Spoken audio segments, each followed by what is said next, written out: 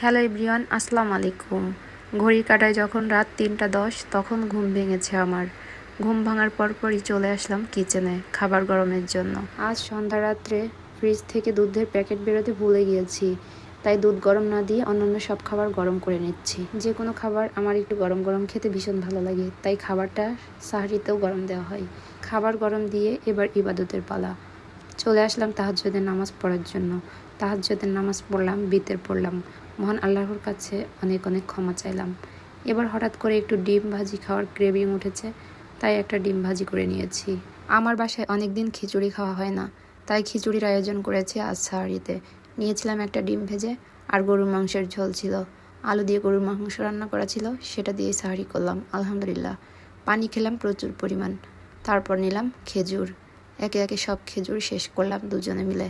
যে যার জায়গা থেকে সাহারিতে একটু করে খেজুর খাওয়ার চেষ্টা করবেন, দেখবেন সারাদিন অনেকটা এনার্জি পাওয়া যায়। এবার চলে আসি কিচেনে। লাস্ট মোমেন্টে কিচেনের অবস্থা এমন, মেচি হয়ে আছে অনেকটা।